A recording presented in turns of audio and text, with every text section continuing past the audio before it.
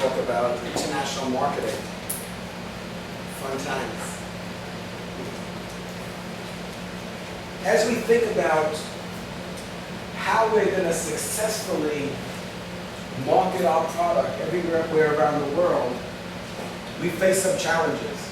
So, to be a global organization is a worthwhile objective. Is it not? What do you think? Because think about the world population is about 6 billion people, and the United States, although it's strategic to a lot of companies, and we're going to talk about why, only is 5% of the world population. So approximately 300 million people live in the United States. That's not the country with the largest population. China has 1,300,000,000 people. So in China, there's 1 billion more people than in the United States. In India, there's also about 1 billion people. So why would I say, though, granted, we want to be international marketers, we want to sell our product and service everywhere around the world. Why would I say, though, that although the United States doesn't have the largest population, it's still strategic for many companies? Why is that? Why would the United States be strategic? And we have a lot of them. Yeah, so the per capita income is quite high in the United States relative to the per capita income in other markets. So the level of disposable income in the United States is much higher than in other countries, in other markets. So for example, if we decide that we want to sell TVs everywhere around the world, let's say that we're going to sell flat panel, LED, 1080p, smart, 3D TVs. There's going to be, before class, I rehearsed that like around 15 times just to be able to get that out without like slipping. But are we going to be able to sell that in every market? Because that TV that I described might cost $1,500 to $2,000, and maybe even more, depending on whether or not it's a 27-inch, or a 40-inch, or a 50-inch, or a 60-inch screen, right? We could be talking about $3,000, $4,000. Are we going to be able to sell that in every market, in every country? What do you think? No? Some of you are shaking your heads? No? Why? Why is that? Income and the monetary value of those countries is not as great as so it's not affordable. Absolutely, it's not affordable, and in some other countries, what was it? Right, absolutely. And we're going to talk about the newness and diffusion of innovation and the rate of adoption. This is known as the adoption curve model as well. People don't have the money. So you have certain needs. We have a need for food, shelter, clothing. So before we go out and buy one of these 55-inch LED, 1080p, 3D smart TVs, can you do it? Or not? Before you go out and buy that, you need to make sure that you have food on the table, you have a place to live, and clothes on your back. And most markets around the world are not able to afford expensive luxury items like that. So In some markets, yeah, a TV, especially the ones that we're talking about here, that are, you know, $2,000 to $4,000 and up, are very expensive. So we need to decide, we need to target specific markets and then customize our product to meet the needs of those markets.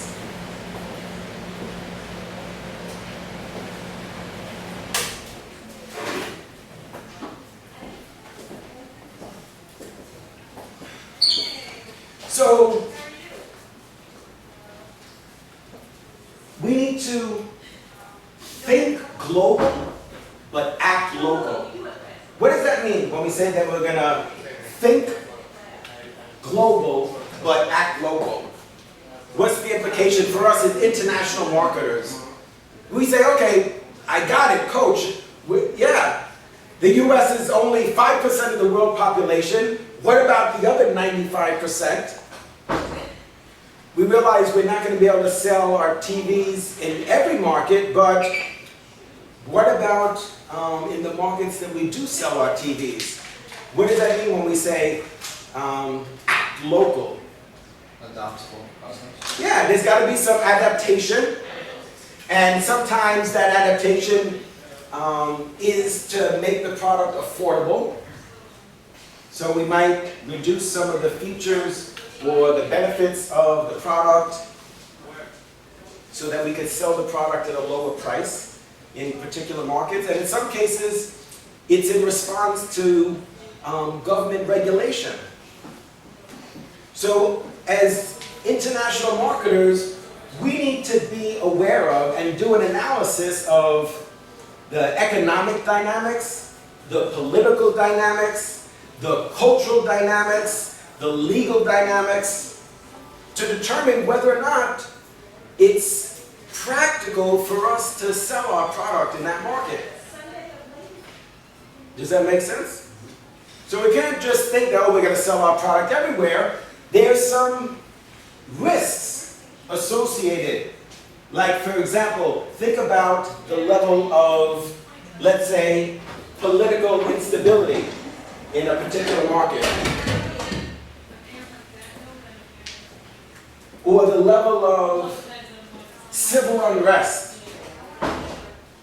Now remember, if we're going to be selling our product or services in a particular market, we're going to be investing. There's a certain amount of money that we're going to be putting at risk.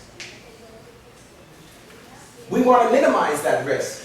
So we want to understand, how likely is it that there's going to be political instability in a particular market? How likely is it that there's going to be a riot? Or, let's say, for example, that our factory might get hit by a Tomahawk cruise missile. That's something that we need to assess.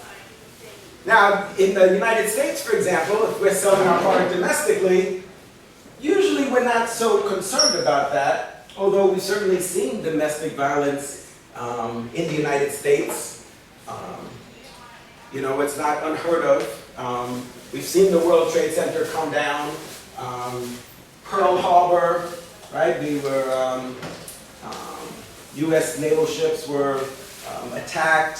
So things like this happen, but not so much. That's not what you would consider to be a high likelihood of occurring. Now, in some markets, there's a lot of civil unrest. I mean, there's Scud missiles flying all the time. And it is a possibility that our factory could get hit by a missile, or that our factory would be burnt down. So we need to take all of those things into consideration. We need to understand the legal requirements. So what does the government dictate to us? What does the government say we're required to do in that particular market? Because in some cases, the government will require us to modify our product. which is known as product homologation, which basically is what you said, Christian, right? Yes. Which is product adaptation. And so we need to understand that, right? We need to understand those risks, whether it's political risk, economic risk,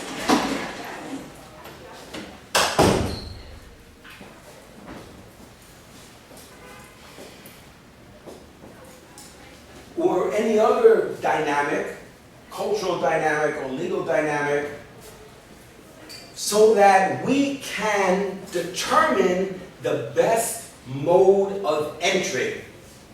So that's where I'm going with this.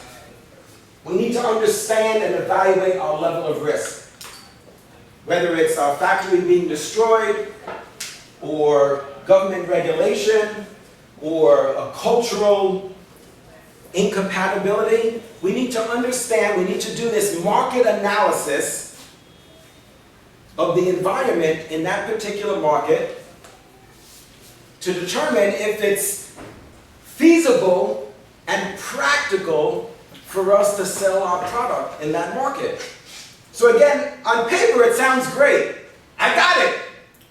We're international marketers. We're going to sell our product everywhere. But that may not be feasible for us. Now, even though some markets are more risky than others, we could do things to manage that risk. So for example, one of the things that we could do that's discussed in chapter 12 is select a mode of entry. So to select an entry strategy in a particular market that's going to reduce our risk. So look at these modes of entry.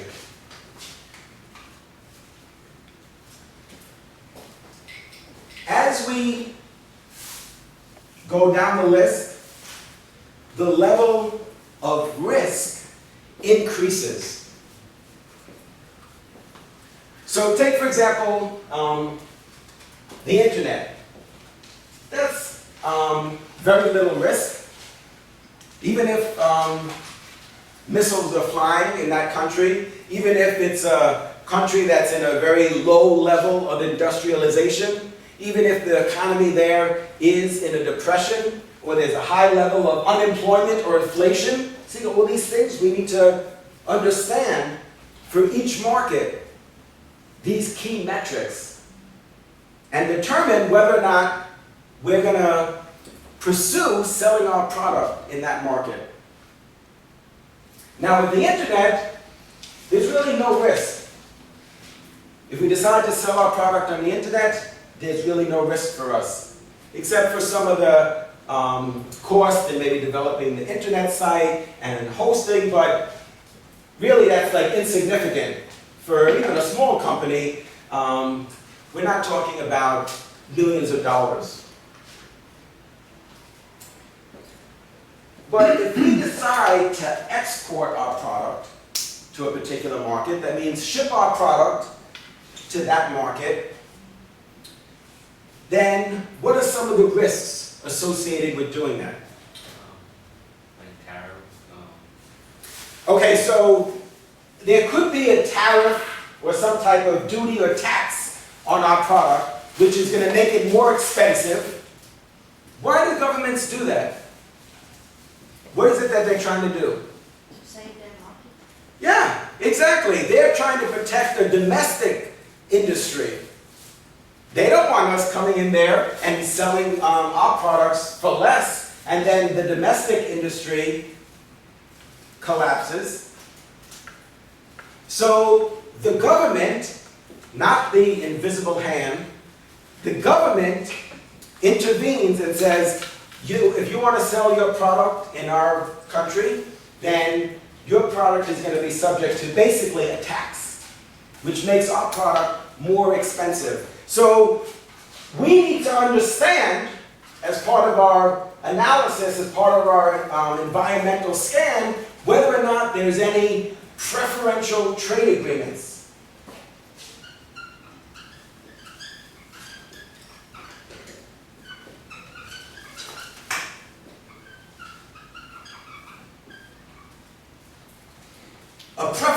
preferential trade agreement amongst member nations is designed to encourage trade amongst those countries.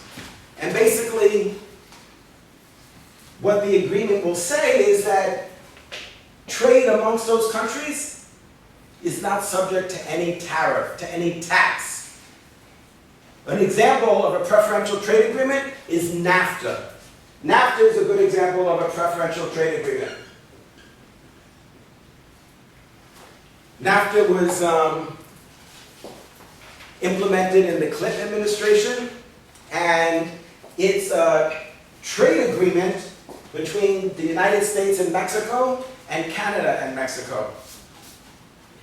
So the intention of the preferential trade agreement is to increase trade amongst those countries.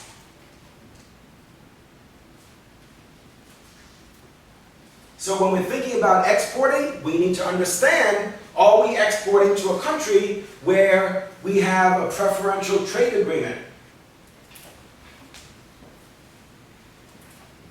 So we need to understand whether or not our product is going to succeed in that particular market. Now, when we export, one of the risks is that we might lose our inventory. See, so if we decide that the level of political risk is low, the level of civil unrest is low, the economy is not in a recession, the product is not incompatible with the culture of that society, the risk that we would have is that we ship $50 million worth of inventory, and the inventory is stolen or damaged. Now, that's a risk, because think about it. If you're shipping from the United States to, let's say, pick any country. Yeah. Any of those places that you guys mentioned, it's thousands of miles away. Anything could happen. Anything could happen. The boat, the ship, right? It could sink. It could hit an iceberg. They said that would never happen, but apparently it happens. Ships hit icebergs and they sink. Who would have thought? And there's modern day pirates. You think pirates are just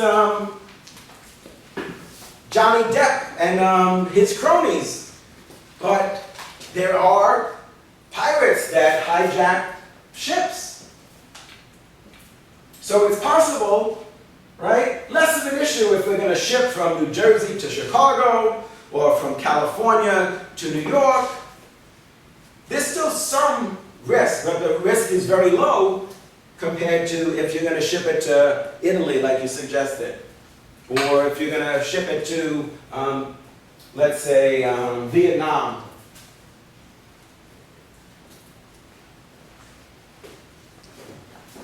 So there's definitely risk associated with exporting. Now what about licensing? So this is in terms of increasing the level of risk. Why do you think I would say that licensing and franchising as a mode of entry, okay, so that's what we're talking about. Remember we said we're going to want to sell our product in that market. Now we're trying to figure out how are we going to get in? What's the mode of entry? So we said we might export, but what about licensing or franchising? Why would you think that I would say that's more risky? Like we have the potential to lose more through licensing and franchising.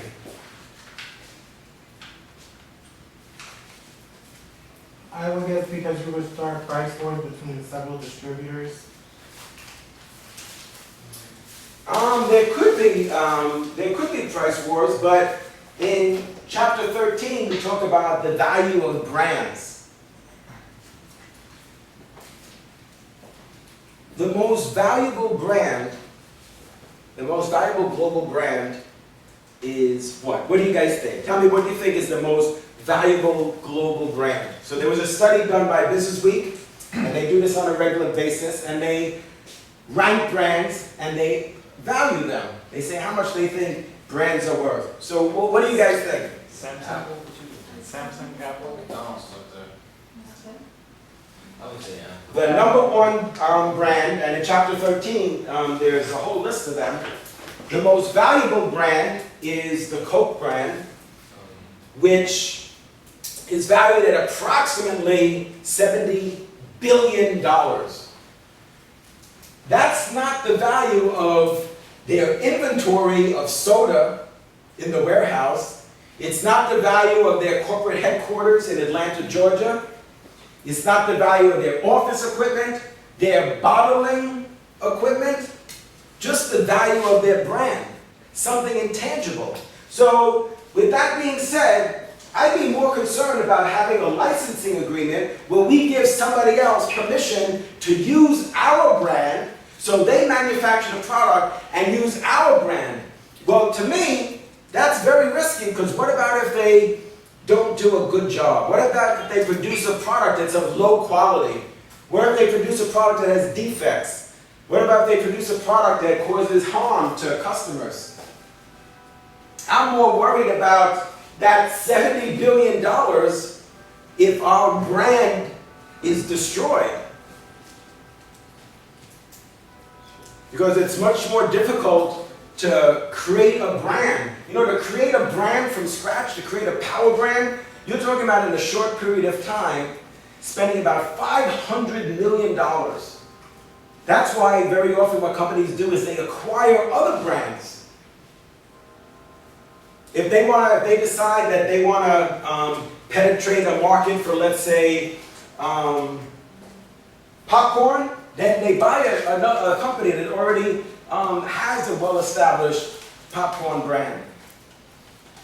Or if they decide that they want to sell coffee, then they'll acquire, like Folgers, the Folgers brand, for example.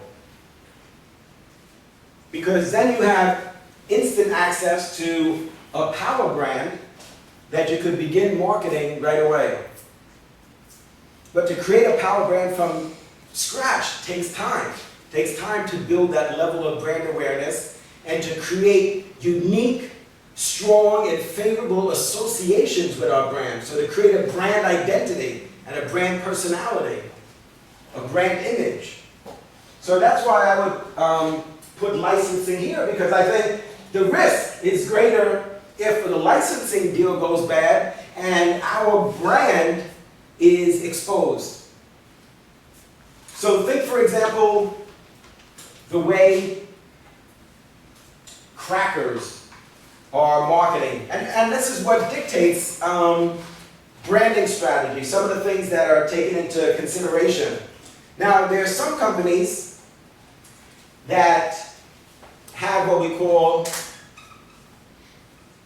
a multi-product branding strategy,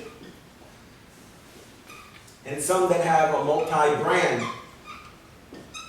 branding strategy. A company that has a multi-product branding strategy uses a master brand across all of their products. So a good example of that would be what? What would be a good example of that? Sony. Yeah, Sony is definitely a great example. Sony. So you have different products, right? You have multiple products, which would include what? TVs. What else? Gaming consoles. Phones. DVD players. I heard now they have like this insurance thing also. Is it true? Or? Oh, I don't know. I haven't heard about that. But they sell all those different types of electronics, and they're all branded Sony. Now, there's a certain amount of risk associated with that. We're going to talk about that in a second. And there's also a multi-brand branding strategy. So, for example, Procter & Gamble. Procter & Gamble markets dozens of different products, but they each have their own brand name. So, for example, Charmin is a Procter & Gamble brand. Scope is a Procter & Gamble brand. Crest is a Procter & Gamble brand. Tide is a Procter & Gamble brand. Downy, all power brands, right? You've heard of these brands, right? Popular brands, market share leader in the categories that they compete. But they each have their own brand. So think about the risk. Something to consider. So we've looked at two examples. Some have adopted this multi-product family branding approach, and some use the multi-brand approach. What happens if all your products are branded Sony and something goes wrong? All those products are now looked at in the wrong way. Yeah, so you had one glitch in your DVD players, and then your whole brand name is tarnished. And you sell all these products that we just mentioned, not just DVD players, but TVs, gaming consoles, phones, all these different electronic products. Think about Toyota, for example. They have the sub-brands Echo, Corolla, Solara, Camry, Avalon. If you have a problem or a manufacturing defect, all of those lines are impacted. Right? Remember, it wasn't that long ago that they had a problem with the floor mats, because they said the floor mats are the reason that their cars would suddenly accelerate. You know, their tagline is moving forward. So there's a brand has a tagline. Most brands have taglines, which is a short phrase or a couple of words that embodies the identity and the positioning of the brand. And so for them,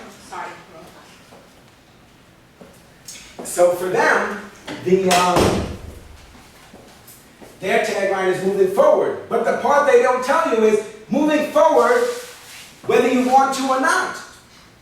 Isn't that a problem? So when they had this problem with the accelerator, it impacted all of their products. So that's why when we talk about licensing, that's why you could see that as risky. Because if you license your brand and then they do a bad job of manufacturing a product, remember, the brand is what's wrapped around the product. This is the product and this is the brand. So then they manufacture the product and we let them use our brand. Well, if they manufacture the product poorly, then our brand is in jeopardy. And we just said that the Coke brand is estimated to be valued at about $70 billion. Doesn't that blow your mind? $70 billion just for the brand name.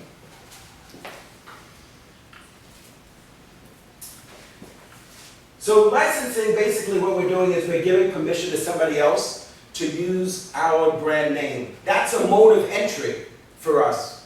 Remember, we're trying to figure out how to sell our product in a given market, how to be global, how to be international marketers. Franchising is a bit different, although closely related. Franchising means that we provide a turnkey process for delivering, let's say, a service. That's what makes McDonald's, Subway, Burger King, these companies so successful, is because they have a process, they perfected a way to make food that can be replicated again and again and again and provide the same level of consistency and quality. If you're able to do that, then you have something that's franchisable. So we might decide to franchise. So remember, as we look at these are different modes of entry. And at each level, we're increasing the level of risk for us as an organization. The next is joint venture. That's what JV stands for, is the joint venture. The joint venture, we're increasing our level of investment. So the financial risk is greater. Why might a JV be something that we would consider? Why would we even consider that as a mode of entry?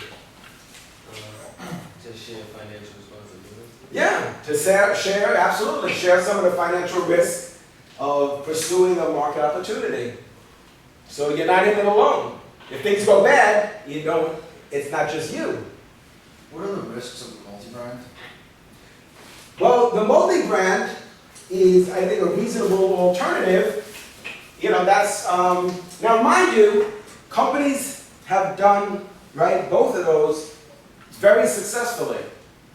Right, so Sony obviously has been a very successful company, but you still have to appreciate that there's that risk that you would tarnish the entire portfolio because of something, maybe it's, for example, the use of child labor. So once Sony or any company gets caught up in a scandal like that, then it tarnishes the whole brand, the entire portfolio, all the products. But the others that we described, people don't know that Scope is manufactured by Procter & Gamble. I mean, how many people know that? That they make Charmin. I mean, that's not the thing, something that people would know. They know the master brands, but they don't usually know the corporate brands. So you could talk about Procter & Gamble all the time. And that's not going to reduce the sales of Scope. There's a bit of a risk, a potential risk. But again, companies have marketed themselves both ways very successfully. Think about Nabisco, for example. Nabisco sells crackers and cookies all day long, and they have a series of master brands that they use. Ritz, Chips Ahoy, Oreo, and in the corner, they have proudly their logo for their Nabisco brand. So yeah, it's potentially a risk if the company would be involved in some type of scandal and all those boxes say Nabisco. It could keep people from buying Ritz or Oreos. But for now, it's worked well for them. Joint venture sometimes is an option that's forced upon us. So we don't always have an option for foreign direct investment. So one mode of entry is FDI, which is foreign direct investment. So in the United States, if you want, you could buy a 1 million square foot lot in Oklahoma and build a manufacturing facility, assuming that there's no local ordinances that would prevent you from manufacturing in that area without a problem. That's not the case in China. See, now before we said China is the most populated country in the world. And for that reason, it could be very appealing to us in trying to sell our product. Because when we go through the process of market sizing, and we look at the number of people, why? Why wouldn't we try and focus our energy on trying to sell our product in China? And maybe even manufacture our product in China. But that's not an option. So we need, that's also part of our analysis to understand which modes of entry are options for us and which are not. Now, foreign direct investment could involve capital investment of maybe $50 billion, let's say. If you're going to actually build a manufacturing facility in that market, it's quite risky. So we need to understand, remember what we said a few minutes ago, the level of political risk, the level of uncertainty. What about the risk of confiscation? Confiscation, two important concepts, confiscation and expropriation. Confiscation means that the government seizes your property. Now in some markets, that's a possibility. That's a very real possibility where a dictator would say that that they're going to take control of your manufacturing facility and ask you to leave the country. Expropriation is when the government seizes your property, but they offer some type of compensation. Now, I'm not saying you're going to get rich off of that deal, but the government tries to compensate you for the property that they've taken from you. Confiscation is when they take the property without any compensation, and expropriation is when they take your property but offer some type of compensation in return. Things we need to think about. Think global. Everybody wants to be an international marketer. Sounds like a great idea, but it's not as easy as it sounds. Just look at all the issues that we talked about so far. Questions? All right, so let's talk now about when we introduce a product. So we have this product, we want to sell it everywhere around the world. Let's talk about the way it's perceived in that market, whether or not it's perceived as something that's innovative or new. So there's some criteria that's part of this model known as the diffusion of innovation model, which is also known as the adoption curve model. So we want to try and understand how we could accelerate the rate of adoption, how we could increase the rate at which people purchase our product. So it's important to understand how new the product is going to be perceived. So these are the criteria that we're going to look at. We need to understand the relative advantage. So if a product is perceived as new, then that would suggest that the relative advantage is high, which means that the level of uniqueness and the enhanced either benefit or functionality is significant. So relative to existing products, our product is seen as having an advantage. Whether it's the features or the benefits, the technology that's used, that's what we mean when we talk about relative advantage. So if the relative advantage is high, if our product is unique relative to other products currently sold there, then our product is going to be perceived as new. Compatibility. So how compatible our product is with the norms, traditions, and customs in that particular market. We need to look at the level of compatibility. In some cases, the level of compatibility is very high.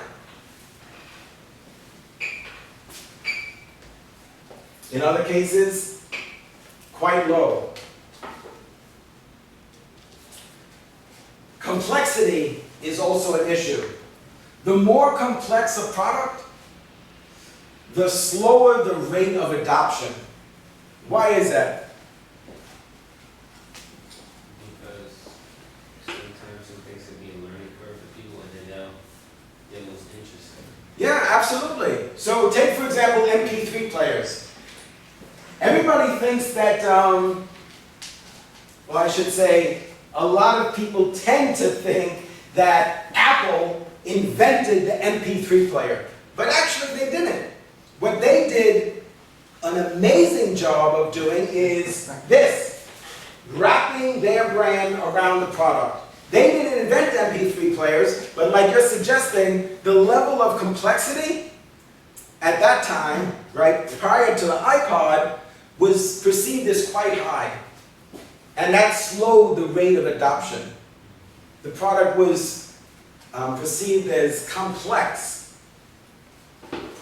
We need to overcome that. If we're going to increase the rate of adoption, we have to minimize the perception that our product is complex to use. That's why we hear a lot about, in electronics, this idea of plug and play. That means it's sort of like idiot-proof. You plug it in and it works. Before, when you bought a desktop computer, you had like 20 different wires, you know which to hook here, there, the other thing. Now everything is color-coded. You take the blue wire and plug it into the blue hole. You take the green wire, because they want people to know that out of the box, you could set it up at home yourself. That it's not complex. So they've done a great job of minimizing the perceived complexity, and that's enhanced the rate of adoption. Because there's a lot of people who wouldn't buy because they perceive it as being too complex. Like, sounds great, but I won't be able to set this up. Trialability. So the ability to sample the product before purchasing it is going to have an impact on the rate of adoption. So the divisibility, if you could divide up the product into small bits or small, what they call even trial size or travel size, so that people could use the product and test it, if you will, for themselves, that's going to enhance the likelihood that there's going to be repeat purchase. Or we could just give them samples even. Give them samples. Now some products, it's not possible to give samples per se. Like, how do you give a sample of this? Right? You can't give samples of this. Right? You may give some away for free and then create some buzz and word of mouth. Right? If Christian has this product and everybody's like, ooh, ah, and so on, and he talks and spreads the word and says, you know, I have this iPhone 5, it has an A6 processor, twice as fast as the A5, it has a 4-inch screen, etc., etc., etc. So the fact that there's the ability to trial the product, to test the product, is going to enhance the rate of adoption. So if you could get, you know, a small bottle of whatever it is, coffee, ice cream, whatever, that's going to enhance the adoption of the product. And there's a lot of companies that realize that and try to do that. They not only do they sell their products in these small sizes, because people don't want to take the risk. They're concerned that maybe they'll purchase the product and it's too expensive, and then they're sorry afterwards. They think they made a mistake, they didn't taste the way they expected. The Apple Store, you want to put it all, everything clean on it. Yeah, that's terrific. That's a good idea to be able to do that. Let people try the products. Can't take it home with them, but let them try it. And observability. The ability to observe the performance of the product or the benefit. So not just because they say that's the benefit, but that you could see the product perform for yourself. Like laundry detergent. Well, of course they tell you it cleans clothes. I want to see. I want to see if it's really going to get the dirt out. I know they tell me it's going to get the dirt out, but I want to see. I want to do laundry, and I want to see if it's going to clean my clothes. All of those are going to have an impact on the rate of adoption and the perception in the marketplace that our product has a level of newness. Questions? Now, the diffusion of innovation model is very insightful.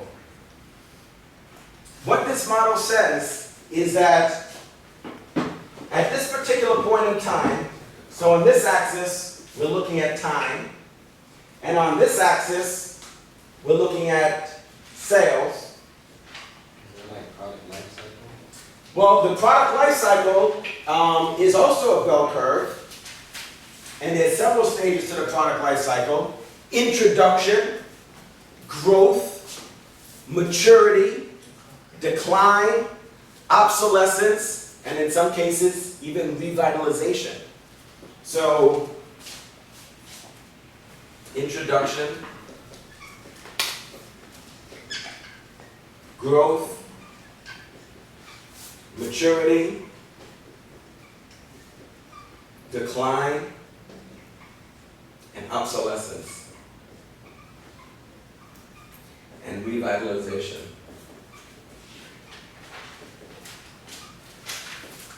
Those are the stages of the product life cycle.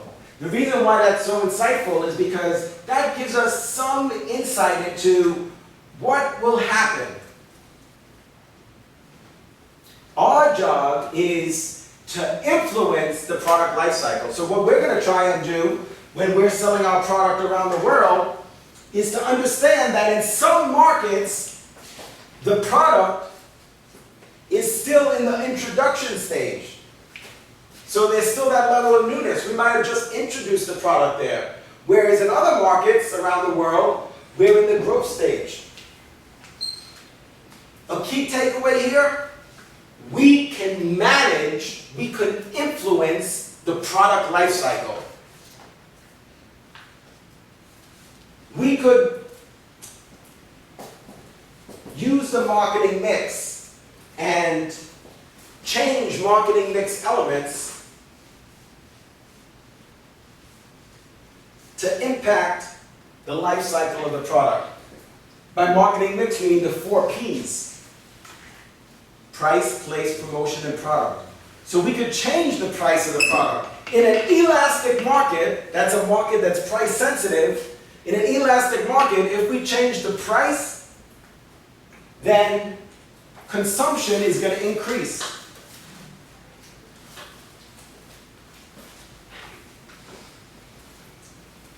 So if we want to sell more products in an elastic market, well, we can lower the price. Now this model suggests that at the beginning, when the product is introduced, that there's a small percentage of the population that's going to buy the product. Those are what we call the innovators.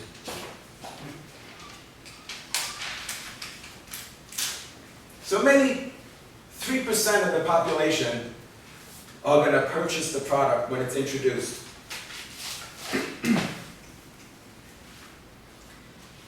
Understanding that is going to have an impact on our pricing strategy. So we have to decide in each market what our pricing strategy is going to be. So remember I said, think global, but act local. So the key to being successful in global marketing is to customize our marketing mix to meet the needs of the local market extremely well. That's how we're going to be successful. It can't be one size fits all. That's not the recipe for success. We have to customize the product, and we have to customize the messaging in our advertising, for example. We're going to talk here about linguistics.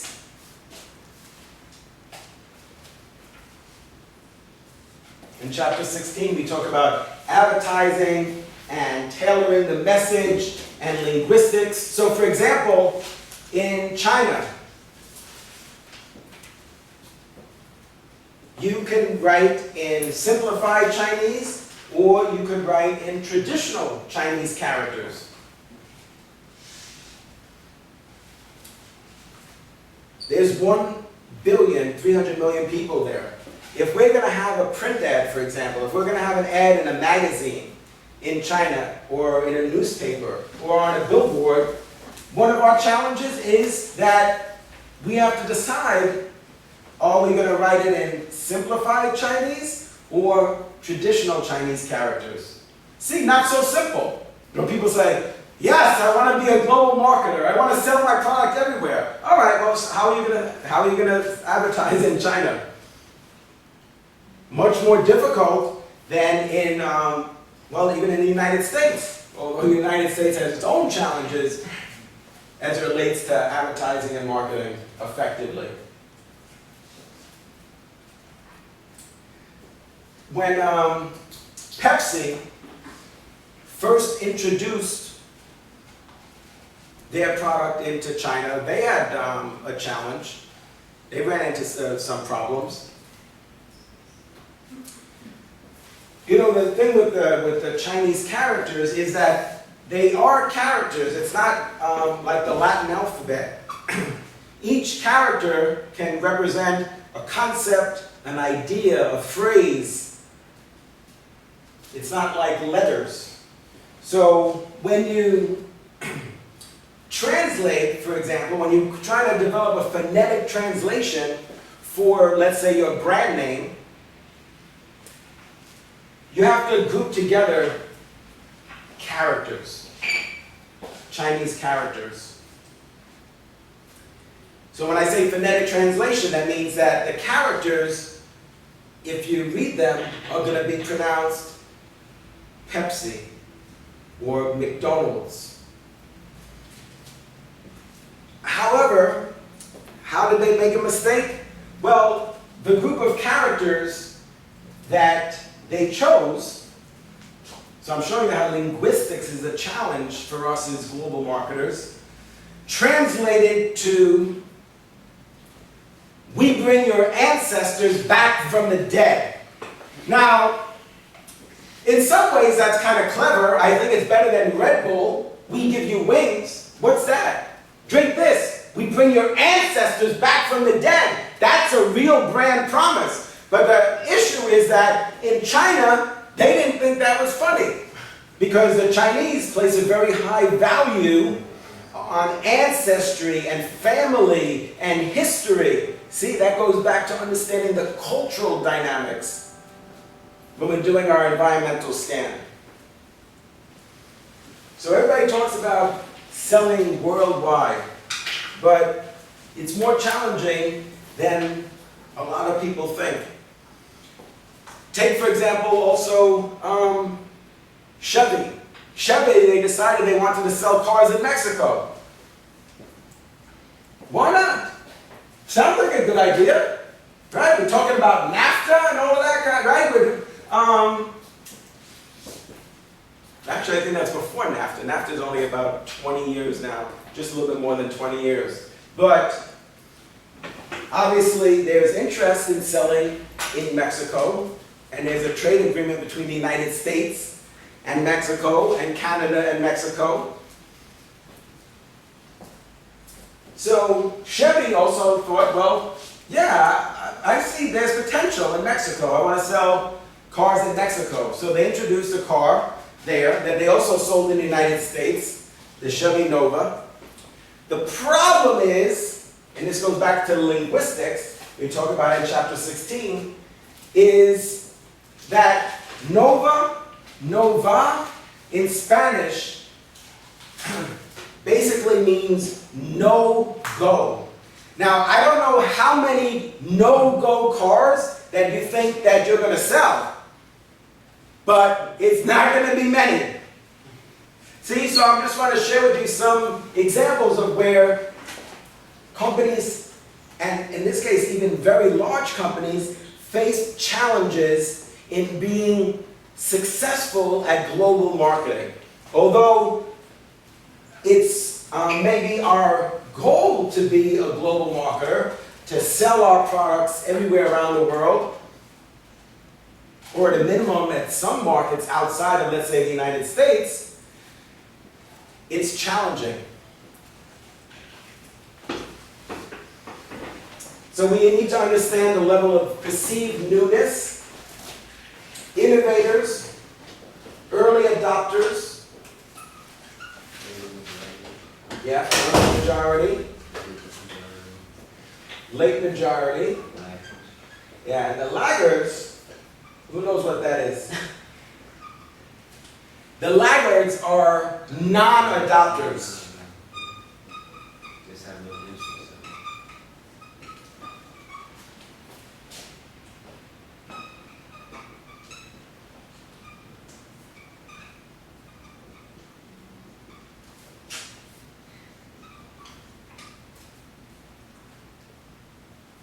This is in chapter 13, if you want to look this up again later. So our goal is to try to accelerate, remember this is time here, so this could be 1 month, or it could be 1 year, year 2, year 3, year 4. We want to accelerate the rate that we move through the adoption curve process.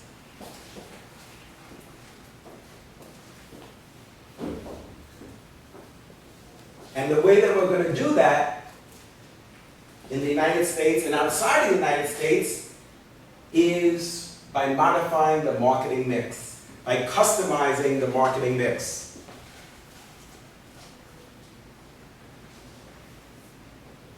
So as we go from country to country trying to sell our product, we need to recognize that the rate of adoption is going to vary from market to market.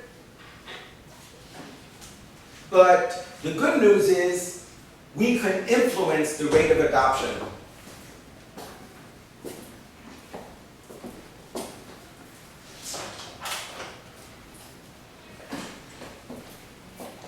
Questions about that? So very insightful model. Very relevant as we think about our plans to market worldwide. We can't expect to introduce a product even if there is a high level of perceived newness.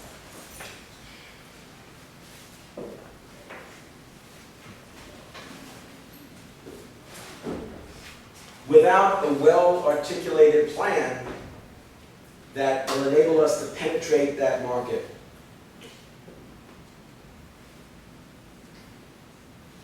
So knowing this is going to help us to develop a plan that's going to allow us to sell the early adopters, to sell the early majority. How are we going to move through this adoption curve process? So if we did introduce the product in Italy, like you suggested, how would we move from selling the 2.5% of the population to then selling the next 13.5% and then selling the next 34% of the market? Innovators are usually the ones that's like brand loyal or product loyal, so they'll always buy into that product most of the time. And then the early adopters, I believe, like they wait for the feedback of the innovators to see how that product was received or how good it is. Then they start to adapt to the product, and then like each one follows each other. And I think the laggards are just people who's either not interested in that brand or that product or whatever the case.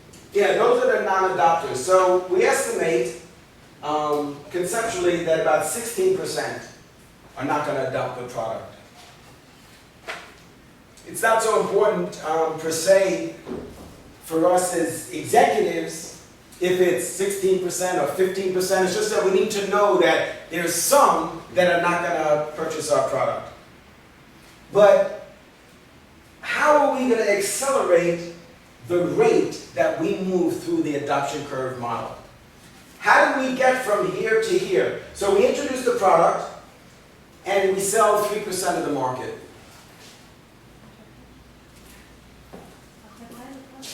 Advertising, certainly advertising. I'd like to believe that spending money on advertising is going to increase the category need and the selected demand. So in other words, it's going to create demand for the category as well as for the brand. So absolutely, so advertising, which is one of the 4 Ps, promotions. So promotions also includes advertising, but advertising obviously doesn't start with a P. So price, so what would we do to price? Yeah, in an elastic market for consumer products, most of the time, if we lower the price, then it's going to increase the demand. So we have to, as we move from market to market, we have to keep modifying the marketing mix, advertising, changing the price, changing some of the features and benefits of the product. And that's how we're going to accelerate the rate of adoption. Now remember, for each market, we have to look at the rate of adoption. Each market is going to be somewhat unique. Keep in mind, for example, in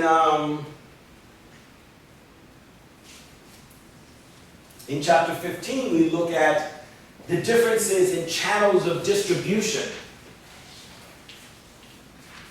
So the different channels of distribution is going to influence how we sell our product in a given country.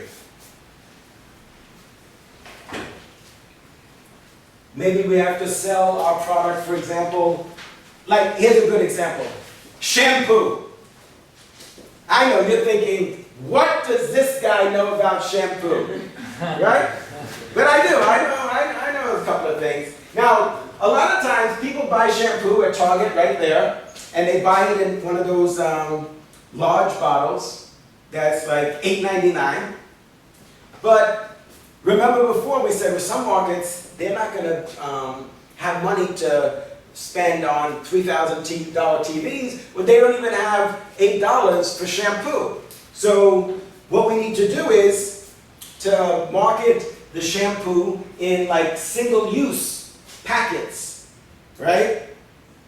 But you see that even in Brooklyn, you see in the local convenience stores where they have, like 2 Tylenols in a packet, right? People don't have $9.99 to spend for a bottle of 250 Tylenol. And that's more of an issue if we're going to be successful as global marketers. Because in certain markets, it's dictated to us, right? The channels of distribution are such that products are sold on literally like one of these Apple carts or push carts, and the only thing that they could carry and what people could afford are these single-serve or single-use portions of the product.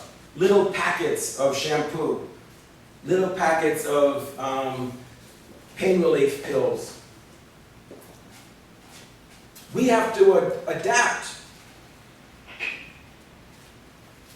It's a big mistake. Some executives have this ethnocentric mentality about how they do business. That the way they do it in the domestic market, maybe like in the United States, that they could do that everywhere in the world. All markets are not the same. Now, don't get me wrong, from a marketing perspective, that would be great. That would really simplify things for us. If we don't have to change the product, the same product we sell in the United States, we could sell in China, in Italy, in Africa, and we could use the same commercials, and the channels of distribution are the same. But welcome to the world of global marketing. That's just not the case. What some companies do with advertising is, the production cost for a TV commercial is quite exorbitant. I'm not even talking yet about how much it costs to air the commercial. That's something that's different. Just the production cost for a commercial could easily be $1 million to $5 million. Now remember, I didn't say anything about how much it's going to cost us to air the commercial during the Super Bowl or 3 times an evening for every evening all year round. Just the production cost. So what some companies try to do, some global companies, is they try to use the same video of the commercial, but do what's called a voice-over. So what they do is to try and save costs, because it is tremendously expensive to try and sell your product globally. Because like we said, everything has got to be customized. Even the packaging. We have to design packaging that's acceptable in that market. Why? Because one, in most markets the government requires it. So for example, most packaging has to be bilingual or trilingual. So think about the logistical nightmare of having to keep products that some have this label, some have that label. And that's just, we're not even, you already do that now for selling domestically. Think about you're trying to sell that in 100 other countries. And it's got to be in different languages. And each country has got to have a different label in a different language. And keep in mind that colors in different markets mean different things. Like red, for example, in China is very lucky. Red is very lucky. So, and the Chinese flag is red and yellow. So for McDonald's, their dumb luck as a food service company selling to the most populated country, their brand identity is something that resonates well with the Chinese people. But the packaging, the color of the packaging is going to mean different things to different people in different markets, and we need to design our packaging accordingly.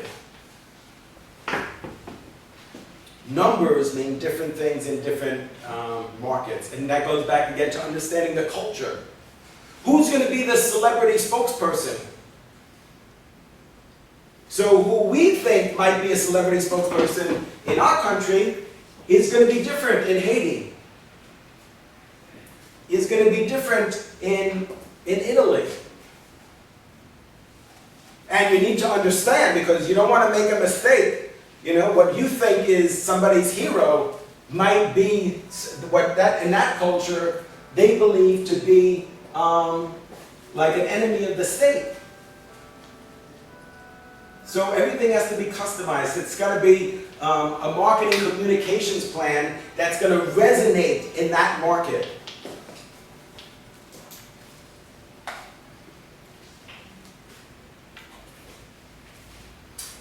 All right, before we talk about the exam, chapter 14 talks about business-to-business marketing. And business-to-business suggests that we're going to sell to organizations. Those organizations include companies, government, and institutions, for example.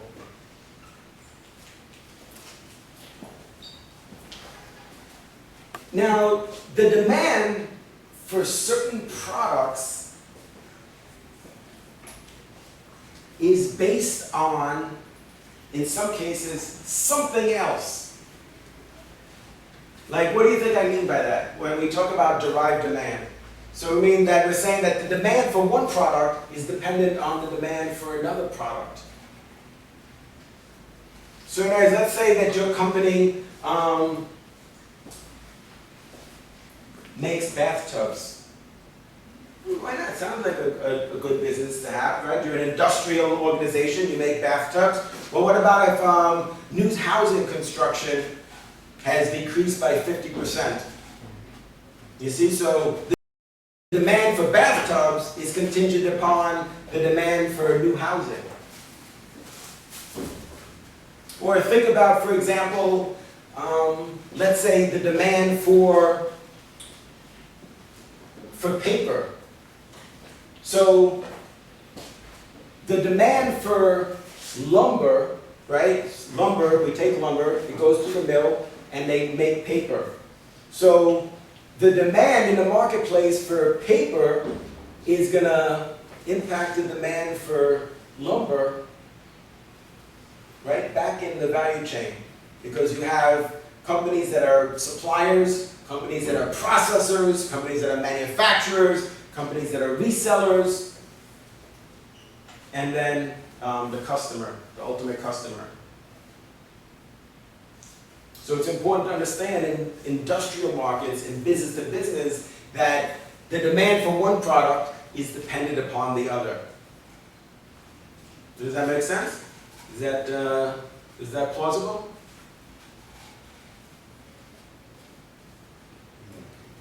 So if the demand for orange orange juice increases, that means that the demand for oranges are going to increase.